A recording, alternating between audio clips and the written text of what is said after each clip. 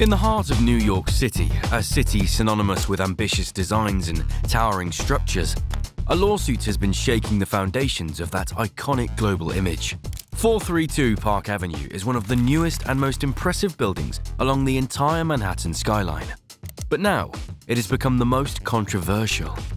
And we aren't talking about mere bureaucratic squabbles or issues with funding.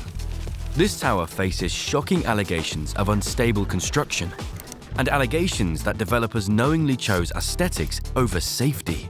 How could this happen in the most financially powerful city on Earth? How could a high-rise apartment building, designed specifically for billionaires to live in, become a dangerous and dysfunctional structure? Could these allegations really be true? Today on Looking For, we're going to investigate the story of 432 Park Avenue. We'll trace the dramatic arc of this once admired building from its bold beginnings to its unglamorous state today.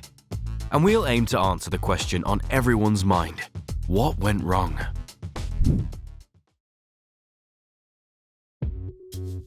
As much as any other city in the world, New York City has historically prided itself on breaking records with its architecture. The city broke the record for the tallest skyscraper in the world numerous times throughout the 20th century. Today, it is home to the tallest building in the Western Hemisphere, and it remains an international hub for towering, innovative constructions. The plan for 432 Park Avenue was first conceived back in 2006. That's when developer Harry McClough bought the historic Drake Hotel, which had served luxury clientele at its Park Avenue address since 1926. The hotel alone cost $418 million, but McClough went further, acquiring adjacent properties on East 57th Street. He knew he needed a large parcel to bring his vision to life. His vision? To build the tallest residential building in the world. The 2008 financial crash threw a wrench into the works, but in 2010, the project received a $305 million investment from CIM Group in Los Angeles. A year later, architect Raphael Vignoli was commissioned to design the building. Vignoli was an interesting character. After his passing in 2023, an obituary in New York Magazine described the Uruguayan-born architect as prolific and polarizing. In a career that spanned over 5 decades, Vignoli brought dozens and dozens of iconic structures to life across various major cities around the world. But many agree his most memorable design of all remains that of 432 Park Avenue. Vignoli reportedly got his inspiration for the design from an unlikely source, a trash can. But not just any trash can, a highly expensive and sought-after trash can. Specifically, Vignoli admired a wastepaper basket originally designed by Joseph Hoffman in 1905, which today sells online for $360.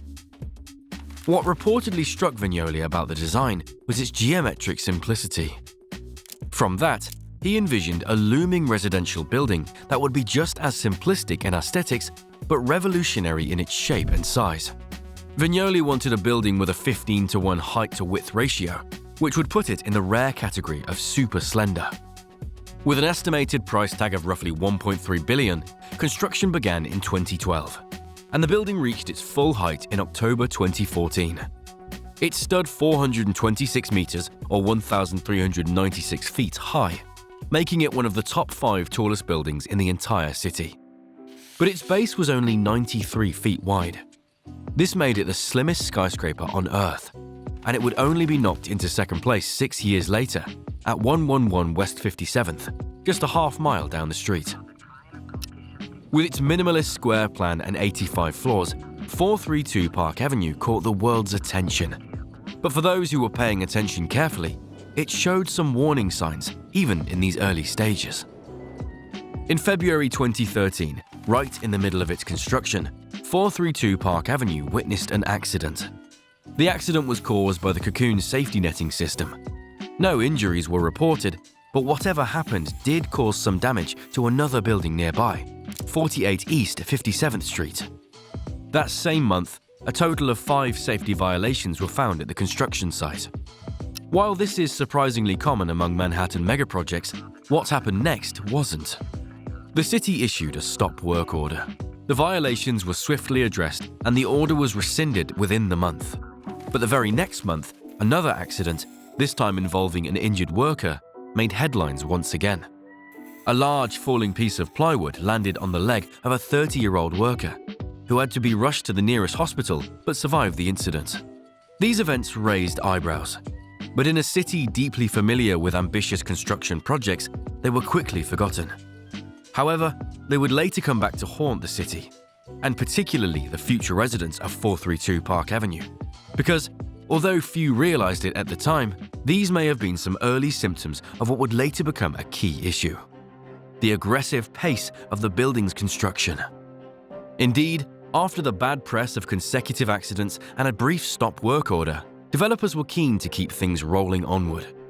Just a few months later, units in the building went on sale. The starting price for a unit was $20 million.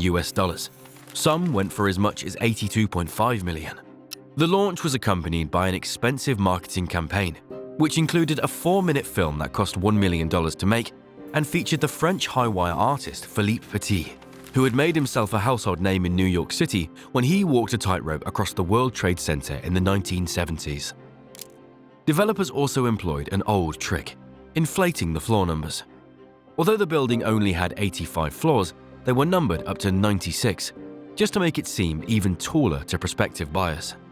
The bold promotion seems to work. A piece in the New York Times claimed the units were selling at a rate of $250,000 per minute. But even as billions of dollars in revenue began pouring in the final stages of this building's completion, another accident struck. This time, it was an 8-foot piece of metal guardrail that fell from an elevator on the 81st floor all the way down to the street below. This could have easily killed multiple people, but fortunately it didn't.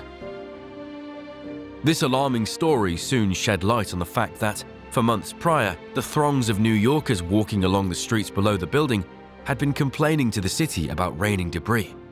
Earlier that month, a brief waterfall of wet concrete had somehow blown through a retaining wall and coated cars and property below.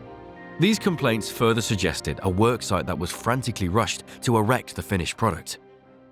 But rather than deter developers, there seems to be very little evidence these incidents were taken seriously. The penalties for safety violations of this type ranged from $5,000 to $10,000. On a $1.3 billion construction site, amid a project expected to sell well over 100 multi-million-dollar units and turn billions into profit, it's hard to imagine developers were worried about these periodic violation fees. By the start of 2015, roughly 90% of the units in 432 Park Avenue had been sold. Residents included high-profile names like Jennifer Lopez and Alex Rodriguez, as well as numerous business moguls not only from New York but China, Brazil, and Russia. The building received mixed reviews from the architectural world, with some praising the unusual design while others decreed its extreme simplicity. What everyone seemed to agree on was that it was worthy of their attention. The public quickly grew fascinated by the idea of the most expensive apartment building in the world. Millions watched longingly as online realtors gave video walkthroughs of the high-end units, showcasing luxurious amenities and breathtaking views over Central Park and the Manhattan cityscape. But what new wealthy residents and countless jealous onlookers didn't realize was that 432 Park Avenue was hiding a dark secret. And after nearly a decade of frustration, those wealthy residents would eventually decide enough was enough. In April 2025, apartment owners filed a lawsuit against CIM Group and various engineering and architecture groups associated with the project. The lawsuit cites years of problems with the building. It claims there have been more than 20 water leaks since 2017, that the elevators have had ongoing malfunctions, that the building is energy inefficient, and that the trash chute sounds like a, quote, bomb going off. By far the most alarming claim, however, is that the building itself is riddled with cracks. Thousands of them. Many are purported to be severe. One in particular is described as being 10 inches deep and located in the core of the structure. The lawsuit also claims spalling and other forms of deterioration are present in the building. This damage has in turn caused flooding and has even corroded steel inside the concrete columns that enable 432 Park Avenue to stand. But amazingly, the lawsuit goes even further. Apartment owners claim they can prove a conspiracy took place, namely, a conspiracy to deliberately hide major defects from the public and from residents. The charges being brought against the developers are described not only as fraud, but far-reaching fraud. And the plaintiffs are seeking a whopping $165 million in damages. Unsurprisingly, Harry Maclow, CIM Group, and some of the other accused parties seem bewildered by the accusations. One thing they cannot argue, however, is that they couldn't have seen it coming. Apartment owners have been complaining for years about 432 Park Avenue, but there have also been other lawsuits related to other luxury buildings in New York in recent years. A 58-story tower in the financial district was the subject of a 2019 lawsuit, alleging the building was leaning over, causing major problems with window installations, elevator operations, and presumably the peace of mind of anybody living near it. None of this paints a flattering picture of the luxury high-rises currently popping up in the city. But flawed design is one thing, deliberate conspiracy is another. The truth is, we currently don't know. More will presumably come to light as this recent lawsuit over 432 Park Avenue unfolds, but for now we are left to wonder the same question we started with. How could this happen? It seems relatively clear from the way developers approach the construction process, their attitude towards safety violations, and the heavy focus on high-end marketing, that the project was conducted with questionable priorities. But how unusual is that in modern-day New York City? And does it mean that these alleged defects were intentionally covered up and neglected?